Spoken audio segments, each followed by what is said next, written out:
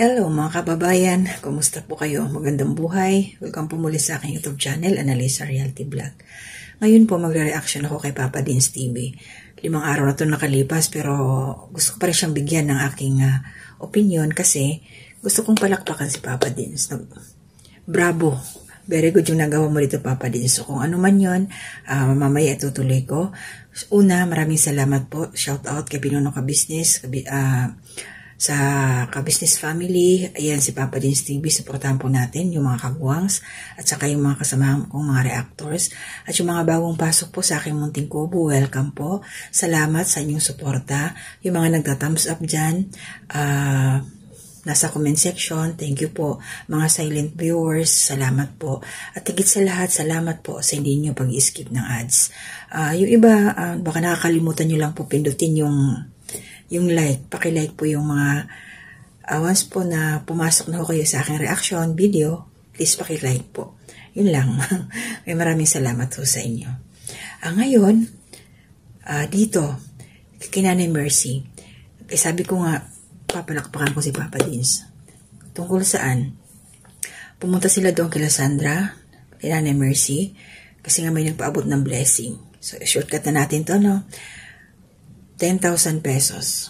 Nung binanggit yun ni Papa Dins, tinignan ko yung reaksyon ni Nanay Mercy.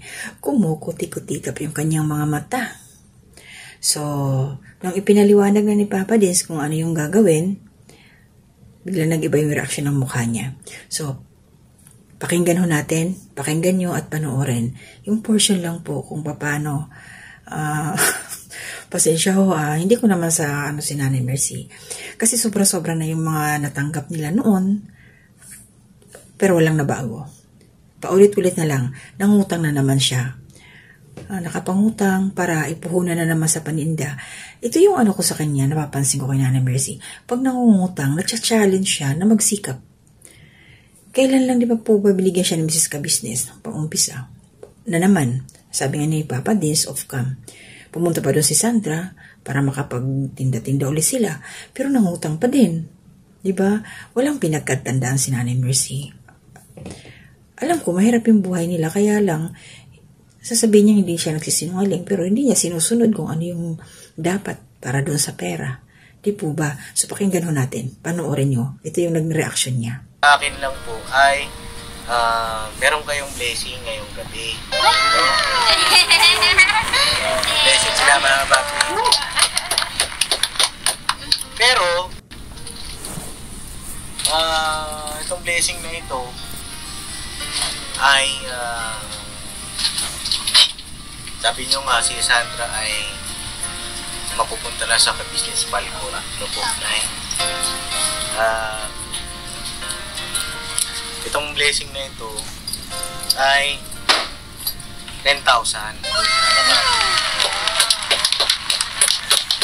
ito na. Galing ito kay Sir Birds. No? Uy, kay Sir Birds. Salamat, Sir Birds. So, mahabag yun. 10,000 na yun. Pero, hindi ko po ito ibibigay. Opo, okay lang naman. Kasi, ang plano ko po dito, ito, bilangan natin. 1, 2, 3, 4, 5, 6, 7, 8, 9, 10,000 mga kababi. Hindi ko po ito bibigay kay nanay. No? Ito pong 10,000 na ito ay ilalaan ko po natin ito sa pag-aaral. Opo, okay lang po, sir. No? Ganito. Computin mo, Sandra, magkano yung baon, pamasahe, no? Na kailangan ninyo pagkain habang hindi pa kayo nakakalipat sa Ka-Business Falcon, no? Para meron kayong pagkain. Ako nang maghahawak na Sige, wala namang problema. Kasi para nababudget natin pera, no? Ay na gusto ko sabihin. Yun po kay Sir Birds, maraming salamat po sa iyo sa tulong na binigay niyo po para sa amin at dun po sa pag-aaral ko. Malapit-lapit na rin po at makakapagtapos na rin po ako malalagpasan ko na rin po mga pagsubok. Kay mga kapapi, so nakita niyo po yung naging itsura ni Nanay Mercy. So wala siyang magawa kasi kailangan ng hawakan muna ni Papa Dins yung pera para yun sa pag-aaral ng mga bata. At salamat po dun sa nag-sponsor. Kasi magagamit na naman sa kung saan.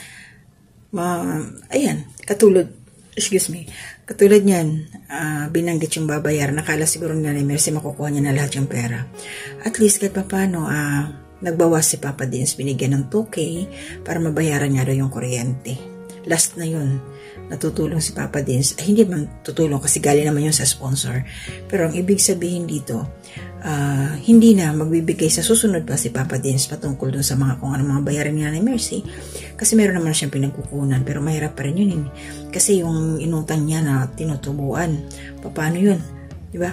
Kakayod sila pang tubo, tapos yung paano lang yung pangungonsumo nila, mahirap talaga. Kaya antayin na lang natin na makalipat na sila Sandra, pero yun sa kanya, tatanggalin or pwedeng possible, wala ng kuryente pag wala na yung mga bata. Alam nyo, sa totoo lang napipicture ko dito, malaking tulong yung mga bata kay Nanay Mercy. Bakit? Kasi nakikinabang din sila sa mga sponsor, di po ba? Pero hindi naman kasi laging may grasya. Kaya nahihirapan din yung matanda. Kaya the best na yan, okay na. Yung mga anak ni Nanay Mercy, happy na kayo ngayon dahil wala na yung sila Sandra. At yun lang yung sa akin mga kapapi. Bravo talaga. Kinatuwa ko yung ginawa ni Papa Dins dahil natuto na siya rito. Natuto na si Papa Dins na hindi na ipagkatiwala kay Nanay Mercy yung pera ng mga bata. Kasi hindi rin talaga walang napupuntahang maayos. Hindi para sa mga bata, kaya lang nangungutang pa din. Sa hirap talaga ng buhay. Mga walang kwenta ang mga magulang ng mga batang ito. So yun po hanggang doon lang ako. Na-appreciate ko lang yung ginawa ni Papa Dins. Shout out po, ito po yung mga nakita ko sa last video ko. Shout out kay Anime Reactors TV. Nandito po siya sa comment section. Ma'am Soledad Belmonte, salamat po sa support. Nanay Soledad, Ma'am Maria Luisa Cartalaba, salamat din po. Tapos, yung lahat po na nariyan from Team Salty, kayo MK Inday Ukray, salamat po sa suporta ninyo sa akin. At saka, kumusta na kayo si Ate Marilyn?